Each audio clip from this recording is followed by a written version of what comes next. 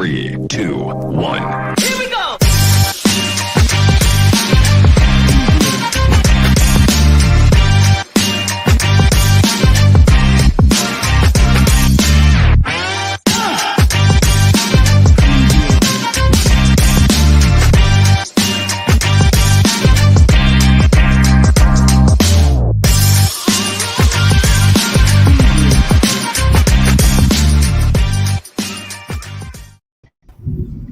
We are live Monday night.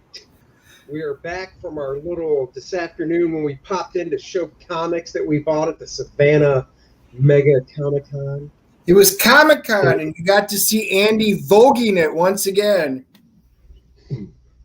That's right. Vogue. Vogue. It is pouring rain here, so if the internet goes out or if my lights go out, you'll know why.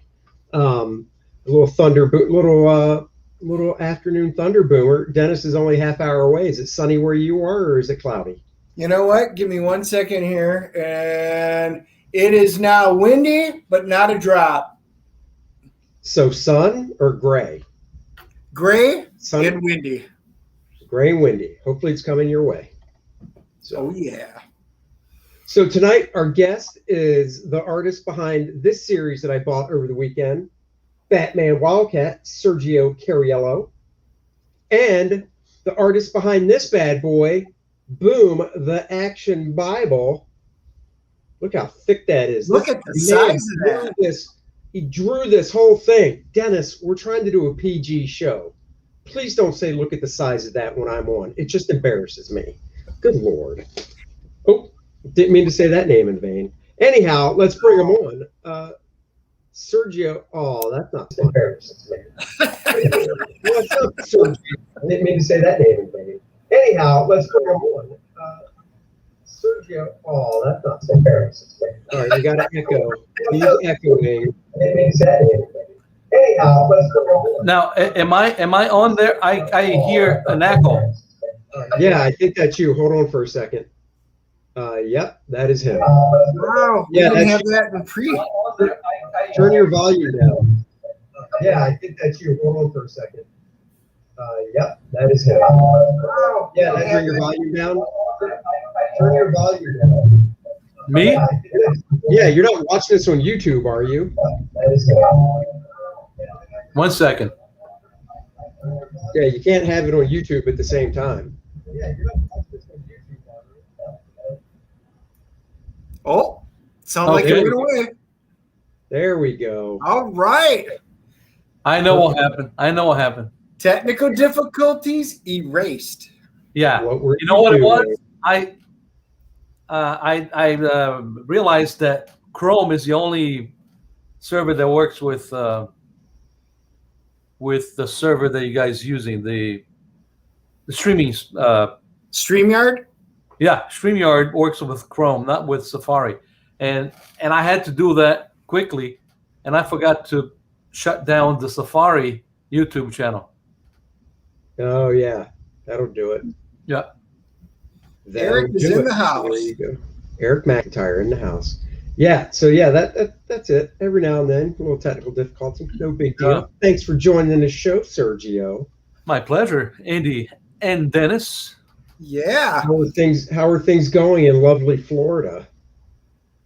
It's very hot and humid, but in here it's perfect because I have the AC going. Oh, nice. Hey, actually, are you going to MegaCon or no? Yeah. Yeah, I'll be there. Yeah. We'll be there, I should say. Both of us will be there. Awesome. Yeah. Okay. This guy and that guy will all be at MegaCon. So very Back cool. to Vogan. That's nice. That's very nice. Cool. So, yeah. I picked up this 3-issue series for $5 for all 3 issues. That's awesome. awesome. I got to get that. So Yeah. I'll be Bo reading Smith that later. and Chuck Dixon. Yeah, and Art to Bear. I mean, come on now. Art to Bear. Have you gotten all of them in this show? Yeah, Art's been on the show. I haven't had. We've only done artists, so I am going to reach out to Chuck And I'll see if Bo wants to come on too, because That would be fun. writers. If you get both at the same time, that would be really cool. Yeah, probably not at the same time. No, huh? Okay. Yeah, we'll do them separately because then you just have more to, since we only do like 45 minutes to an hour, if we do them separately, we'll have more focus for each person instead of bringing, Well, you know what we do? We bring them on separately, get them all on here, and then at one point we just bring them all on for a free-for-all. There you go. Because then everybody knows them. Yeah. That's true. That's true. So, Sergio, one question we like to ask is, do you remember the first comic book you ever bought? Or got. Or got given to you? Your first Remember comic. this. You have to remember this. I was born in Brazil. Oh, I know. And we didn't have all the comics that you guys did when you were kids. We had translated to Portuguese. So I remember buying all kinds of books, not only international books, but national books.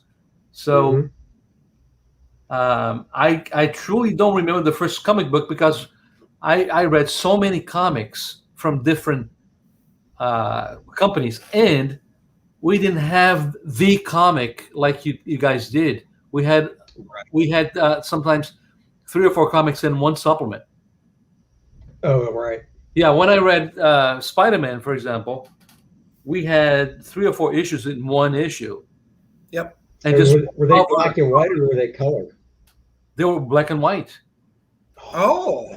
Black and white in Portuguese, Brazilian Portuguese, and just one cover. And so I remember reading not only Spider-Man, Captain America, but also national Brazilian comics, which would be equivalent to this guy Mauricio. He draws like the Charlie Brown three head tall figures, cartoonish. But my favorite comic was Spider-Man. Oh, cool. So who was doing it?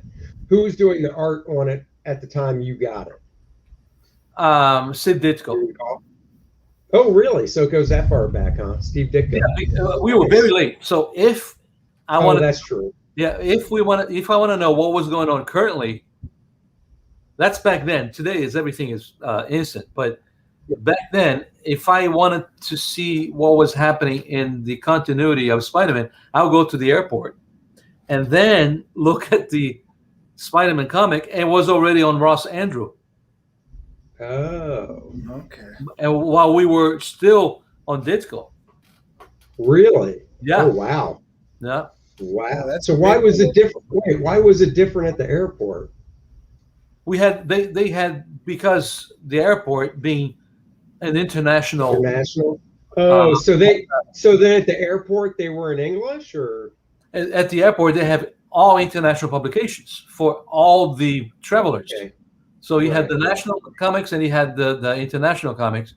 So I picked up Mad Magazine there. I picked up Batman, all the color comic books, one issue per one. But were they? But what language were they in? English. Oh, okay, so they were in English. Yeah. They were the actual American comics at the airport. Yeah. Oh, okay. They were all imported directly from America. At the time the Americans were reading it, the airport would have them too. But they would get the new stuff. In my place, we had, like the newsstands you have in New York, those newsstands. We had tons of those for comics in Brazil. Oh, okay.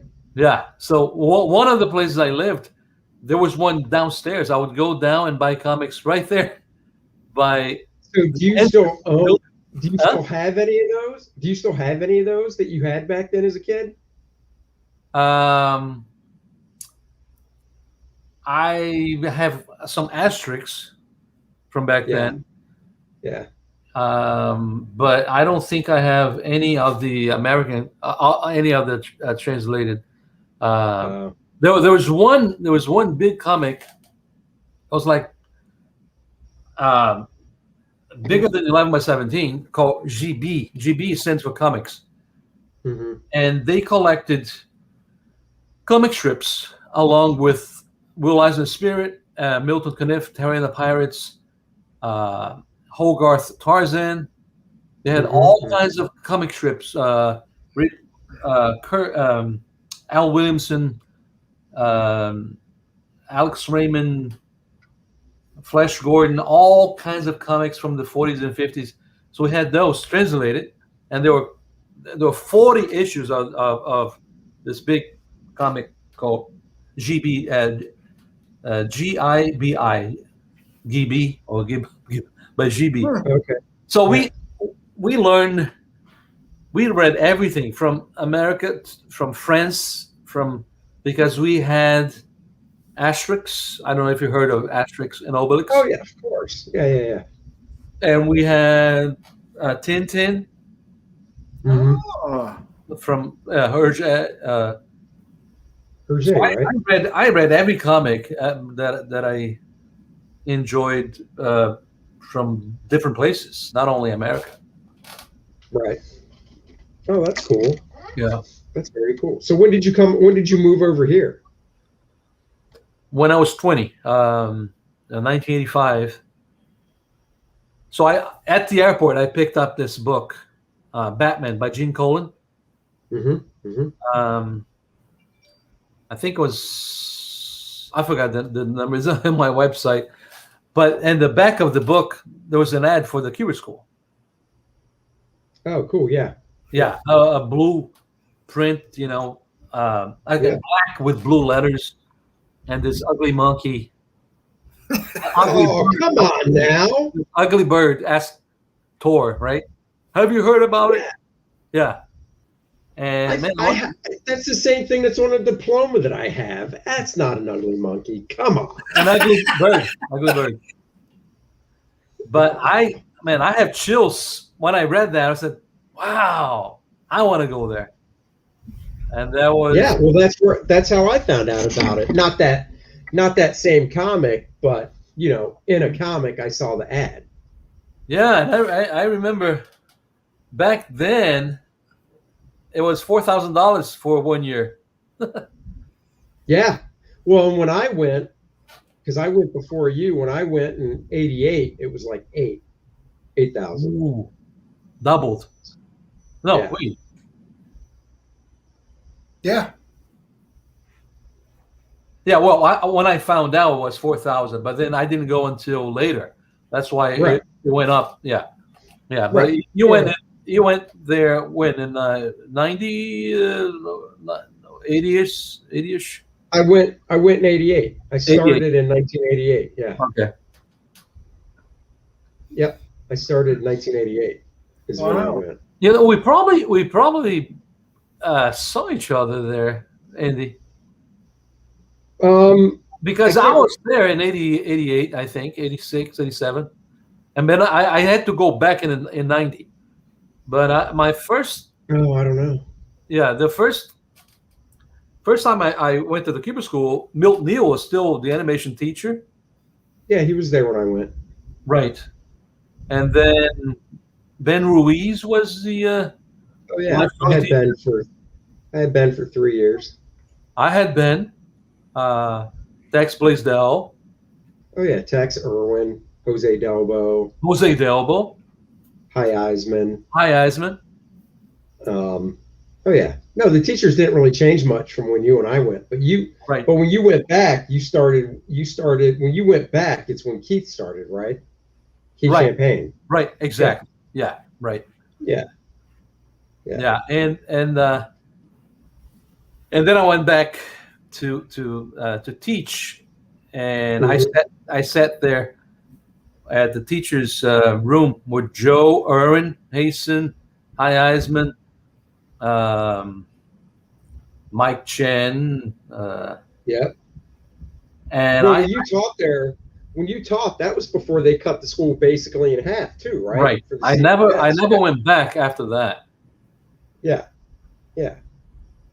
Because when you left, the school was still the big school. Yeah, no elevators. some one classroom, the floor was like like a wave. Oh, Remember? And the desk were oh really yeah. not much computer stuff at all. Oh no. I mean, not when I went. Definitely Yeah, a not. lot of paste stops and mechanicals. Yeah. Rough cement. Yep. Huh. Well, Sergio, one thing we always like to ask is, not everybody knows how you got into the business. So what is your superhero origin story? How did you get into the business? Ironically, I came to the Cuba School in New Jersey to get into comics, but my brother, he was already working for Caliber Press, doing something for Gary Reed, H.P. Lovecraft, adaptations of H.P. Lovecraft. Yeah. And he didn't have time to do this book called Dagon. And he said, "Oh, my brother's in America. Why don't you try him to do it?" So they contacted me. Steve Jones, the writer, contacted me, and I submitted some stuff, and I got hired, so to speak, because it was like we didn't get paid. I don't think we got paid for that after the fact something, but I was doing the pencils, inks, and letters of Dagon while I was a student. Oh wow. Yeah. So I had Keith and two other students and one teacher helping me on my book. And because I was doing the book, Tex Blaisdell and some other teachers exempted me from some homework. Oh, cool. That's neat. Because I was doing it, and I was already doing comics, right? Penciling, inking, and lettering. And Hi Eisman really improved my lettering quite a bit because he's the best. And so while I was doing that, in the second year, I heard that Marvel offered a bullpen ghost lettering job for 30 years. And nobody was interested because everybody wanted to come in as a penciler. Right. And then I thought that was a great opportunity. I said, man, to be at Marvel. So next day I went there, took my Hi Eisman lettering assignment, and Virginia Ramita hired me on the spot. Oh, really? He hired me on the spot to be a ghost letter under Darren Auk was the head letterer, and Dave Sharp, John Babcock, Ed Murr was there, and quite a few great guys. Jack Abel was a colorist in-house. And then while I was doing the lettering, for the ghost lettering, we had books, all the books that Marvel put out, all us ghost letterers, we had to imitate every lettering style. Janice Chiang, Jim Novak, Chris Oleopoulos, all of Steve, all of the letterers from the books. We didn't get any credit, but we had to imitate. And Jim Novak trained us to file the pens, to imitate this and that, and so we did all the corrections for the books before they went out. So every month we did different books because the editors would rotate the books among us. And my desk was right in the middle of the hallway where the editors would walk by with art and stuff, and celebrities would walk by there too. And they saw that I was doing Dagon. And they gave me work. Like Pat Garrity gave me work on Daredevil with Ralph Macchio. And who else? I did something for Bobby Chase on Marvel Comics Presents. I did lettering. I lettered Barbie.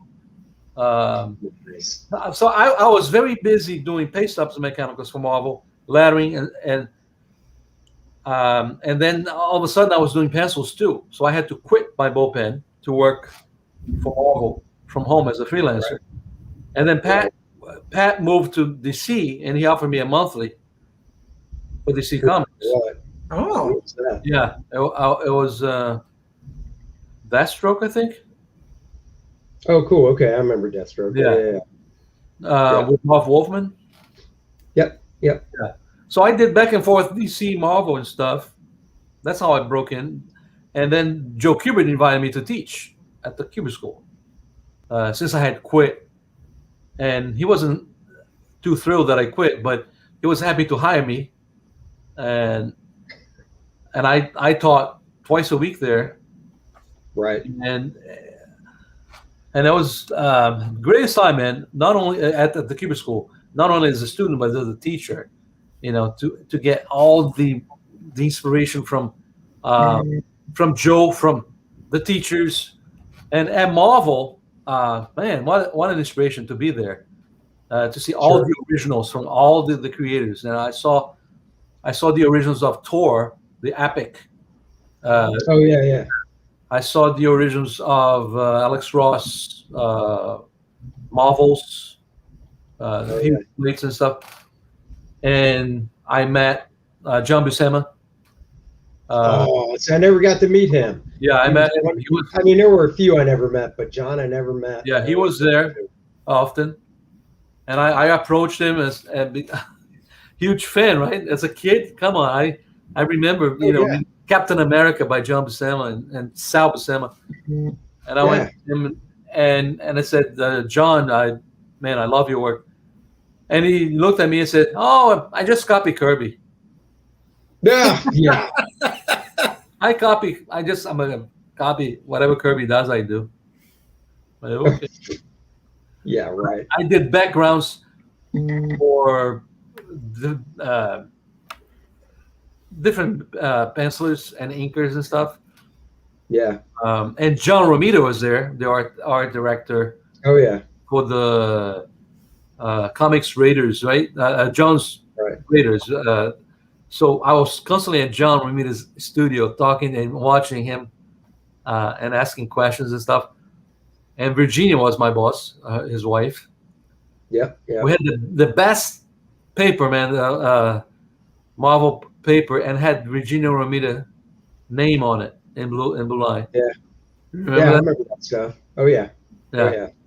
But we used to work, the pages are like 10 pages simultaneously and put rubber cement and all that smell from the rubber cement and the whiteout. It was a lot of fun. And going back to the Kubert School was even great to be sitting next to Joe and Irving and listening to them on lunch break. I wouldn't want to miss every lunch break to be with those guys. Just be close and listen to Hi Eisman and Joe.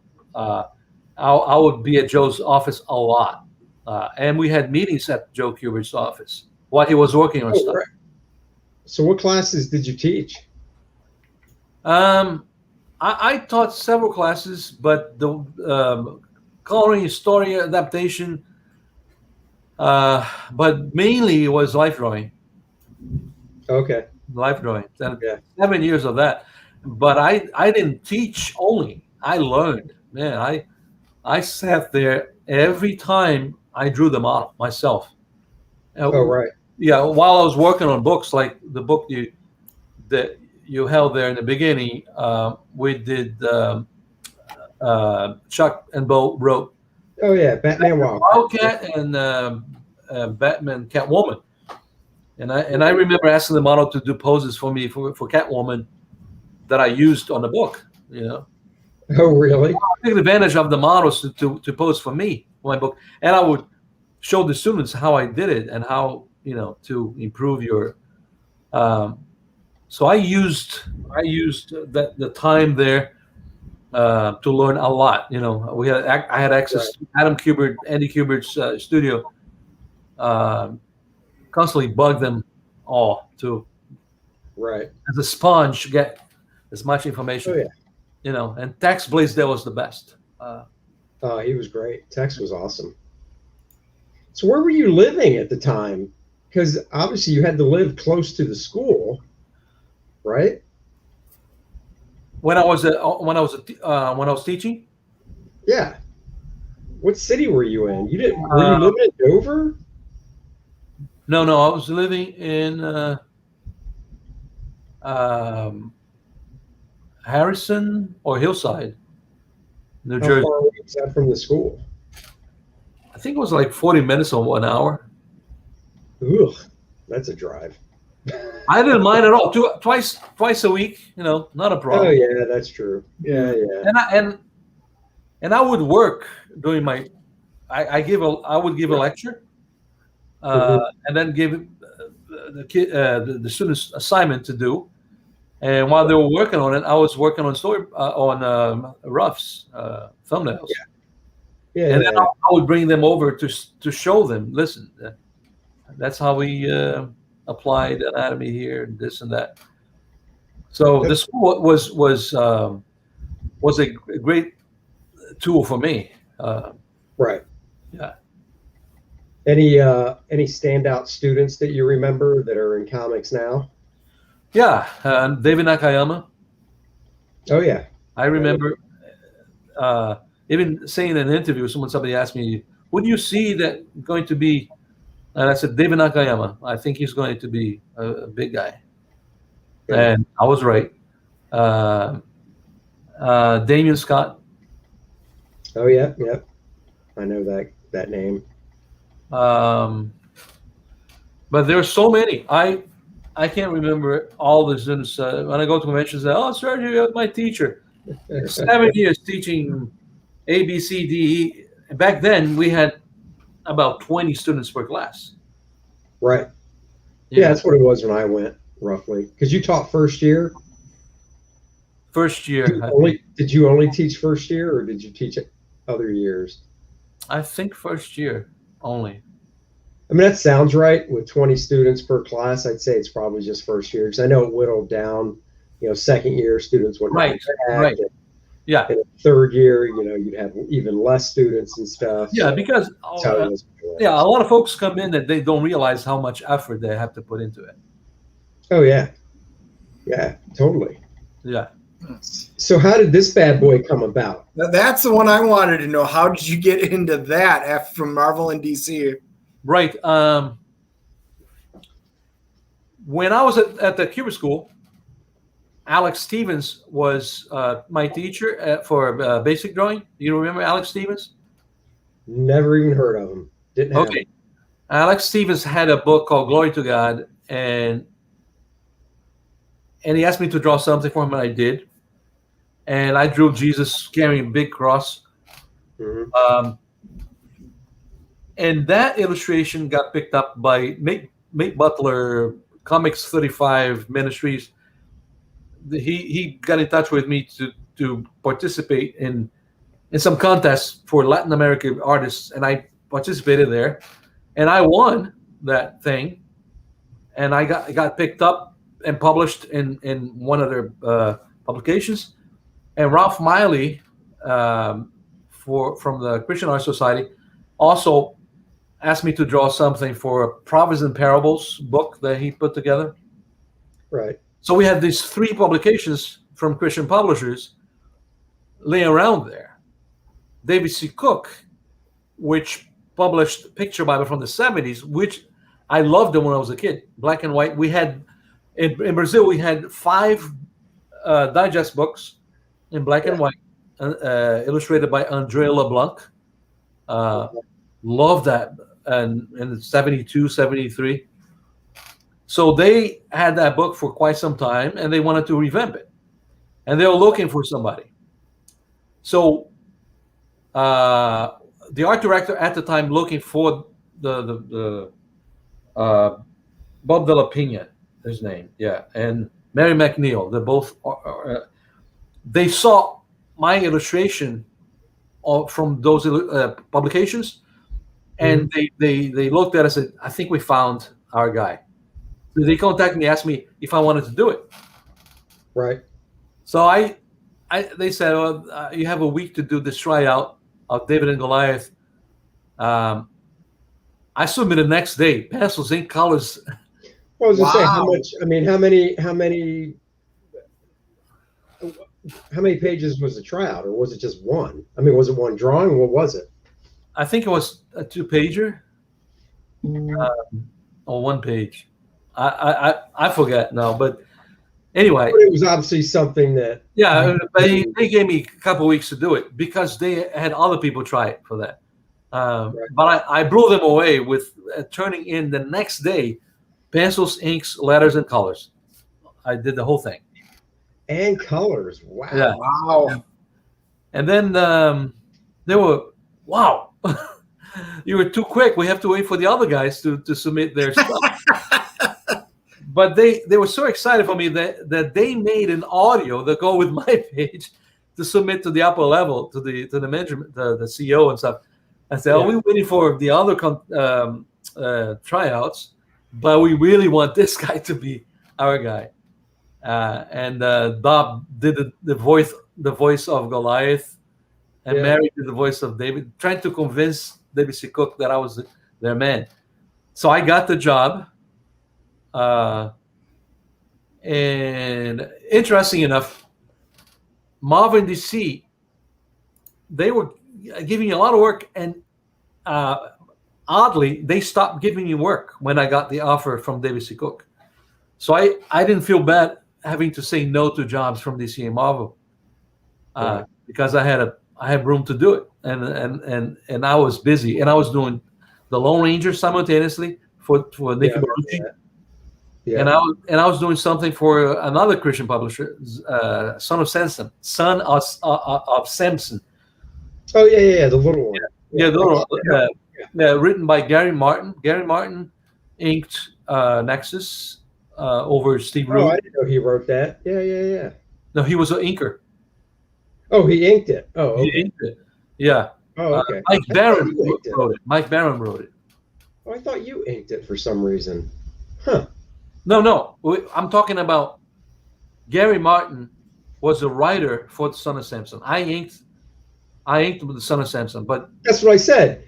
Right, and I said Gary Martin wrote the Son of Samson. That's what you said. Okay, I'm sorry. Yeah. Because I'm just saying that I know Gary as an inker. I didn't know he wrote. Oh, okay, yeah. No, Gary was the inker of Nexus. Yeah. Okay.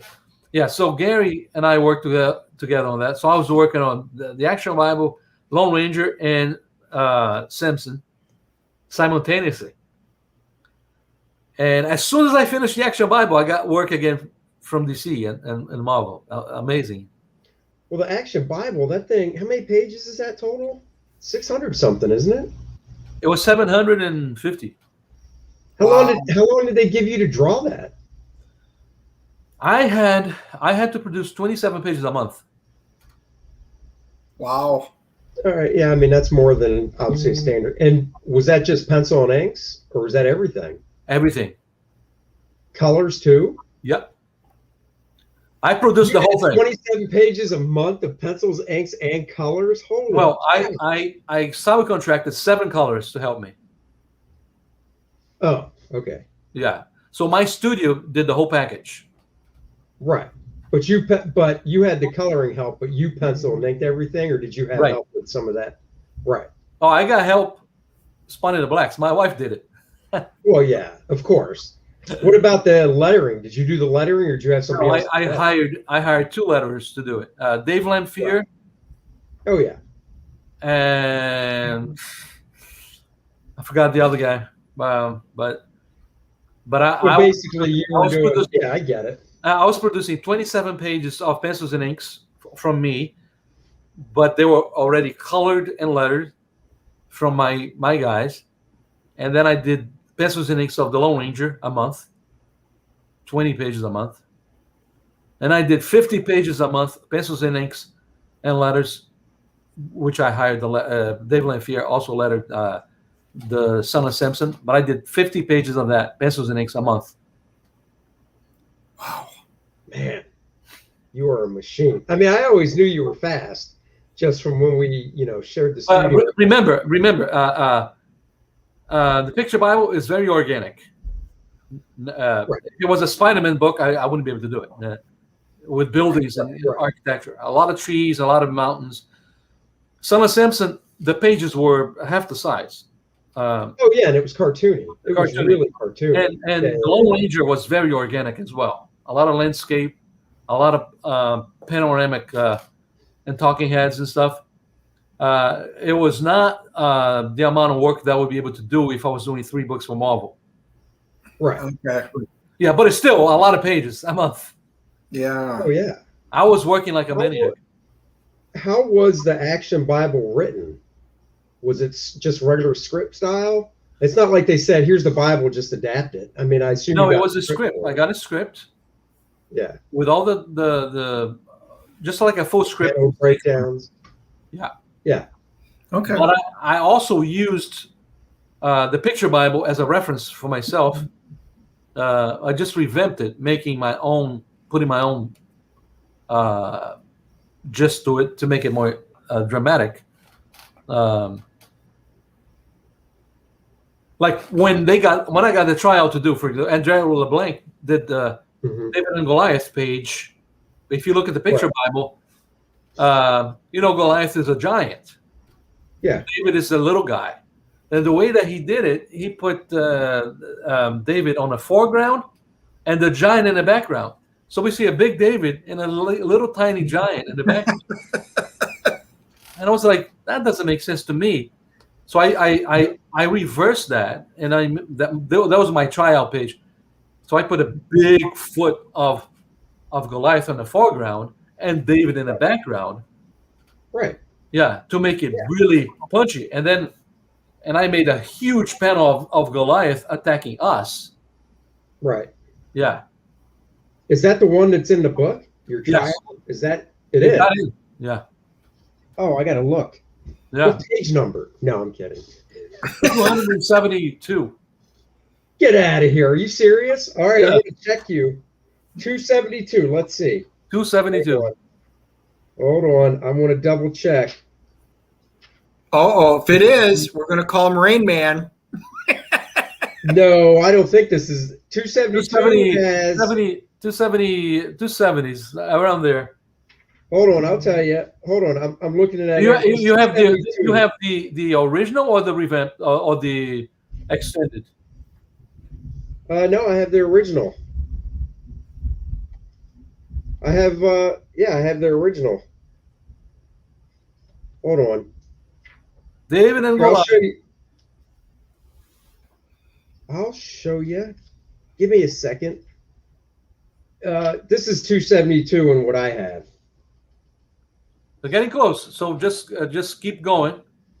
Before, after? After. All right, hold on. I'm looking for the Bigfoot in the foreground. Oh, wait. Oh, yeah, this. Yep. Was this one of your try? Yeah, so this was your tryout? Right, yep. That Just page this was my one tryout. page? Or both those pages? Both pages? Just the first page. Oh, really? That was your tryout, huh? Yeah. Dude, that's cool. Yeah. And if you look at the picture Bible, I love Andre's work. He was a fantastic artist, but the storytelling was lacking on that page. Right. Yeah, I don't have that one. I'd have to look that one up, but that's really cool. Yeah. That is really cool. So that's how I got it. Yeah, that's how I got to do that. Wow, that's awesome. That's a lot of work too. Yeah. So who's your favorite superhero that you have drawn or you would like to draw that you haven't yet? My favorite superheroes are Batman and Spider-Man. I've drawn both. Oh. Yeah. That's awesome then. Very cool. Yeah, but after that, I think I'd love to do more Tarzan. I did Tarzan already. Yeah, I remember. And I'd love to do Thor, but nobody's going to touch that. No, I think unless Andy or Adam did something with it, I'd have to say that, I talked to Adam. He said he doesn't want anybody to touch it. Oh, really? Yep. So it's done towards that. I mean, that makes sense. Joe was the only one that did it. Let it go with him, you know. Yeah, and remember when Joe did Thor, the big one, the artist edition that we, the Thor artist edition, the big one. which is Epic for Marvel. It was first published as Epic. Yeah, no, I remember. Well, I remember watching Joe draw that stuff when I was in school. He brought pages. Right. He did the whole thing. Even the coloring was watercolor. I know. Yeah.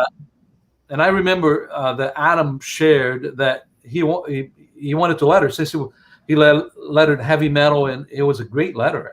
Adam said, "Dad, can I letter this?" I said, "No, it's my baby. I'm going to do the whole thing." Yeah. See, I hate lettering so much, even if I was good at it. I guess if I was good at it, I wouldn't hate it. But I suck at it. So if somebody's like, "You want to letter that too?" It could be my baby. I'd be like, "Hell no, I don't. Give that to somebody else." Joe comes from a different cast. Oh, I know. Jim Apparel, him, and those guys. They lettered the on the boards. They're amazing. Yeah, Alex Toth. They would letter the whole thing. Yep. Oh, Alex Toth's lettering was just, I mean, Joe's lettering is awesome, but Alex Toth's lettering had such a style to it as well. Well, thank you, Dogecoin. Yeah. I mean, Alex Toth had such a, like, I know Joe's lettering, there's a font that was made out of it, but I don't know if I could pick it out of a group of lettering.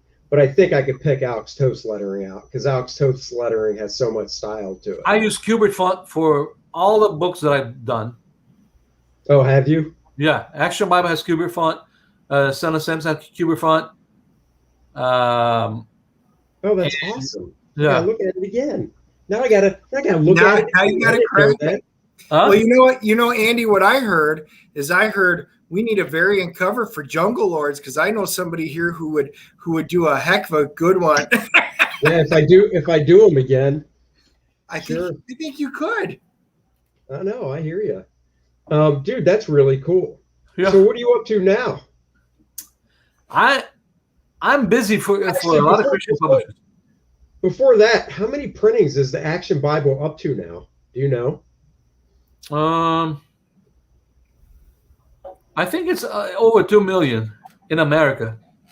Oh no, I meant like reprintings of it, not total like sales. Like, my drawing book went to 7 printings before they stopped doing it. So I was wondering if you knew how many printings. But yeah, 2 million. Yeah. Well, not only that, but what other languages have they done this in? Do you know? Let me see. I remember when I had meetings with them, they wanted to do 80 languages, but I don't know how far they've gone. Oh wow!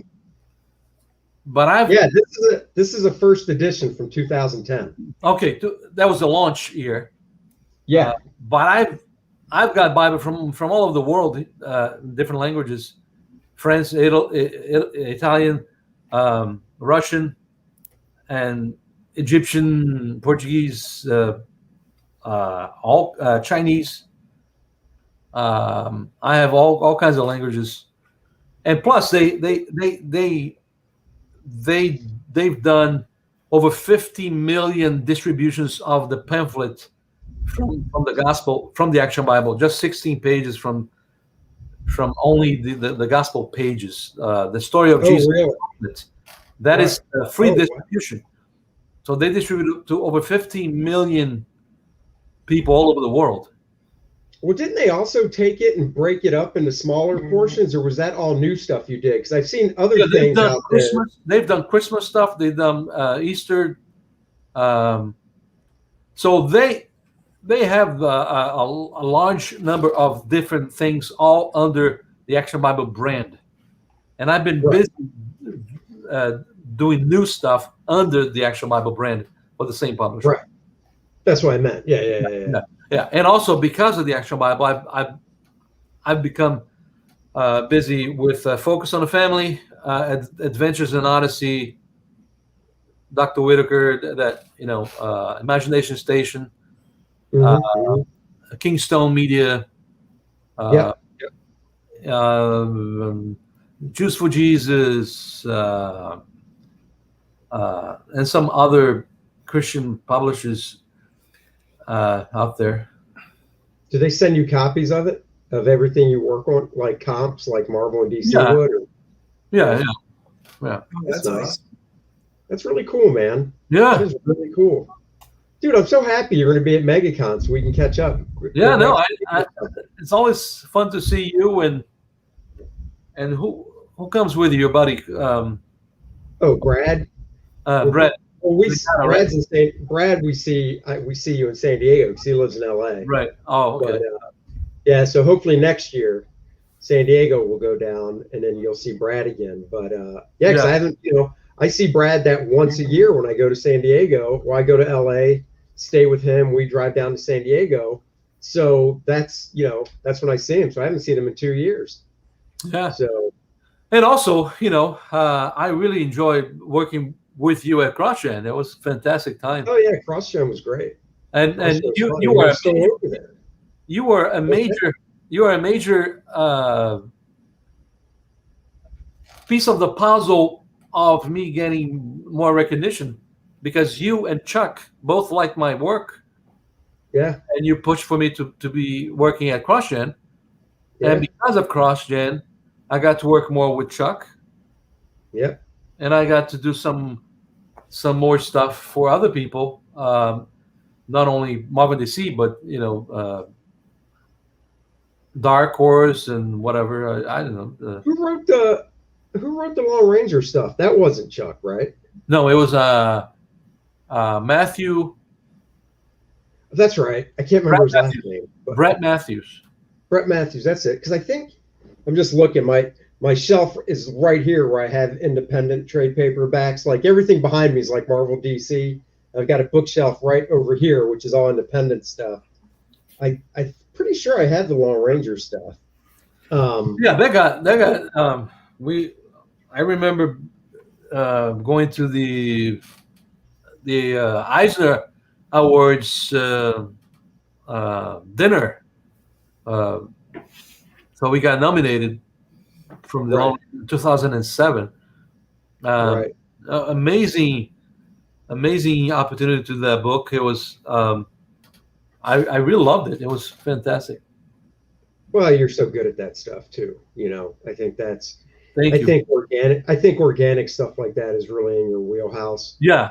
I don't know if it was I don't know if if it was a science fiction tech, all sorts of technical stuff. I'm not quite sure you'd be the guy I'd go to for that. Right. It's like, I mean, we all have our strengths and stuff, and I think the Lone Ranger, obviously the Bible stories and stuff, and organic type stuff is really in your wheelhouse. So yeah, I could never draw the Lone Ranger. No way. Oh no. But after watching Mandalorian, I really would love to do stuff like that, because but see, the Mandalorian, that's kind of a good mix. Yeah, because you make up your own architecture. Yeah, everything is very organic. It's not exactly. It's not edgy. It's rounded. It has a lot of life to it. All the weaponry and all the environments, they're all like Conan world. Right. Yeah. Right. Yeah. Oh, you do a great Conan too. Yeah, Conan would be cool. I think you would do a great Conan as well. See, now I was thinking something along the lines of like King Arthur, Knights of the Round Table, stuff like that. Yeah, you could probably do a kick-ass Prince Valiant too. Yeah, Yates once contacted me to do stuff for him. Oh, really? Yeah, it was a good rate too. I was like, whoa, sure. But I got busy.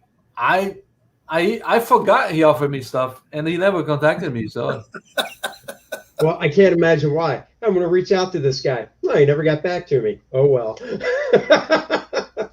The good thing about being busy is that as much as you'd love to work with so many people, you don't have time. Right. I wouldn't be able to do 3 books in a month anymore. Oh no. Yeah, that's crazy. And then we didn't have Facebook back then. Exactly. I know. Well, now that there's Facebook, that gives you the chance to do all your drone footage that you put up. Yeah. So it was like, look at this beautiful blue sky, and his drone is I don't know how many feet in the air, looking down over everything. Yeah, the drone stuff, man, it's amazing. it tapped into different things that I learned about 360 Right. that is not done enough in our field. Sure. So I've done some 360 drawings, and it's amazing what we're able to do in 360. David Williams Hey. says, "Yo, Sergio, David, love David Williams. man, fantastic artist. Oh God, he's so good. We had him on the show too, so he's so good. Awesome. So Now you guys have it's a fun world. I was watching you with Graham Nolan, and everything. last week. Yeah, everything you talk there, it's like, man, this is I can talk with Andy and Graham, and Dennis, and anyone that loves this for hours. We can talk about that's what was fun about CrossGen, because it brought back what I had at Marvel, the Marvel bullpen, be able to talk with other creators, and it's like you learn from each other. And at CrossGen, we had that environment that we had back in the school of, walking around and see what everybody else is doing. And if anybody's wondering, this is the little Santa book he was talking about. I love this. Yeah. I love this style that you did. Here, hold on. I'll full screen it real quick. That is a very, very natural style for me, and that's the style I use for Focus on the Family. Yep. I just love this stuff. I thought it was fantastic. I had to get this. It was, I was very influenced by Asterix. Oh yeah, you can tell. Yeah, and I don't know. I love the animation style. Yeah. Trying to think. What else? There's something else back here. Oh yeah, you did sketches. Hold on, I'm trying to find. Hold on. Oh, I love that Samson shot right there. Oh yeah, and that's Gary's caricature. Yep. Yeah, Dave, you did this with Gary Martin. David's asking. Yeah, I did a lot of that's David. Yeah, see, I used to do tons of characters for bar mitzvahs and weddings, and it was a lot of fun. But I didn't like working on weekends, and right.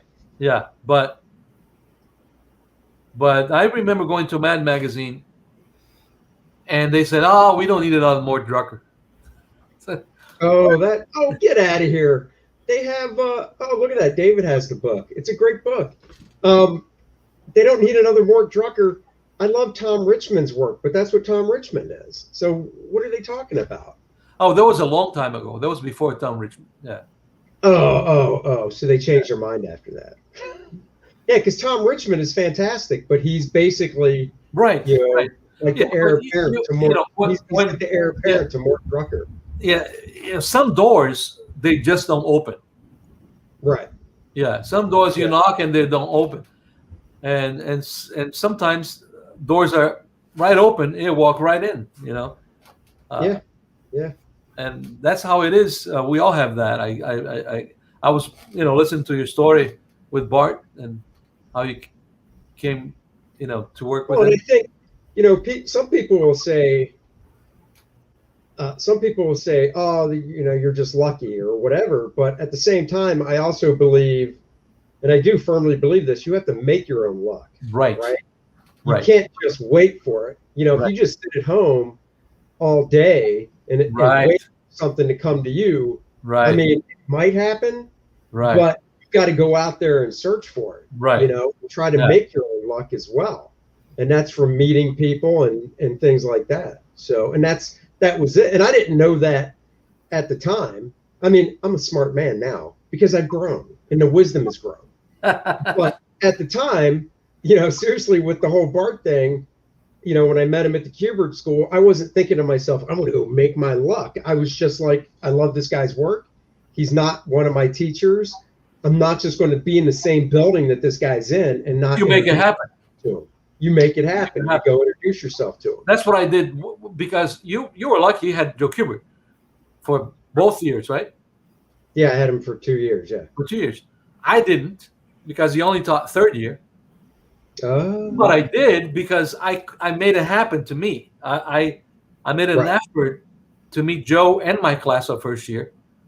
For 4 hours, we had Joe for ourselves, and he was showing all his originals and talking. And I posted all that meeting on YouTube, 6 parts. It was horrible.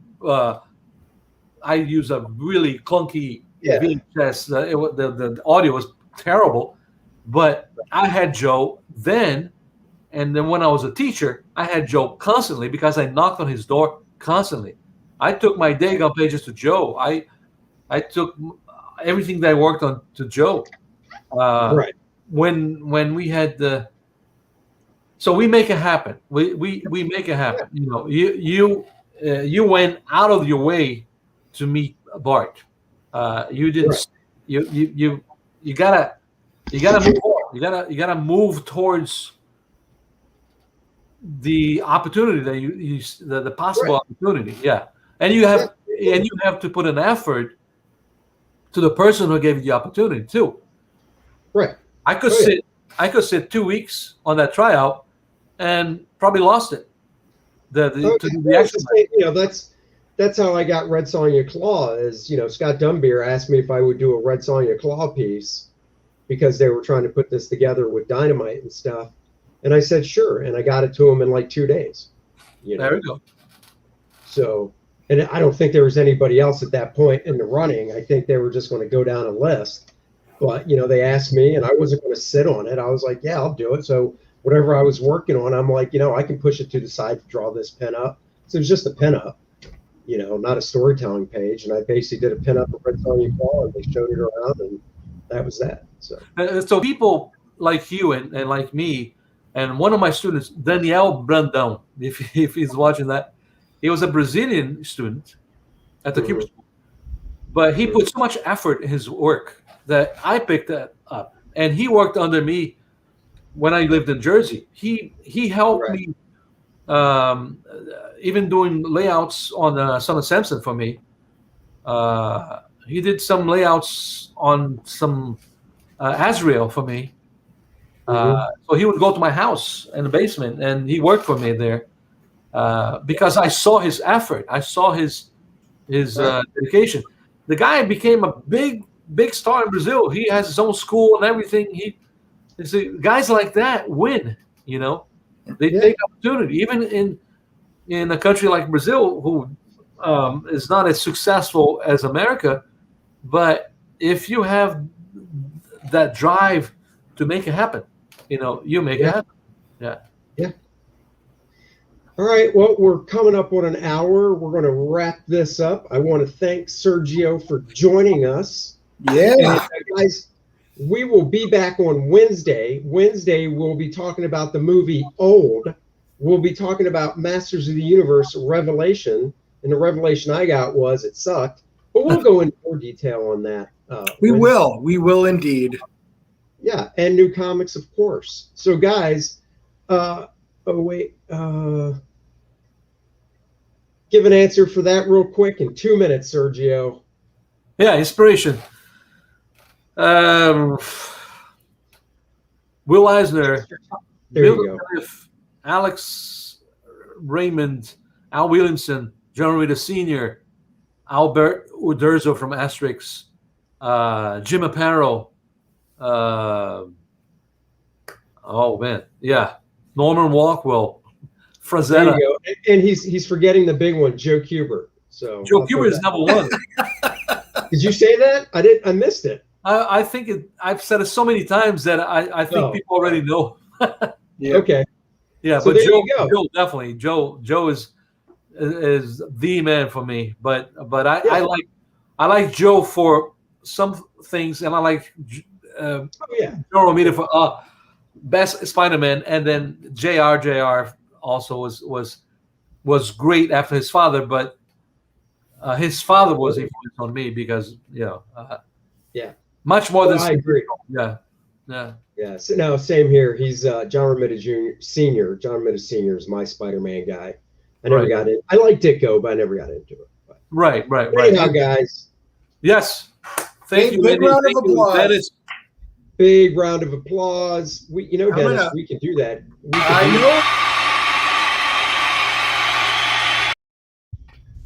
There you go. So, guys, we'll be back on Wednesday at 5 o'clock. We will see you then. Until then, bye-bye. Bye, everybody. Bye-bye.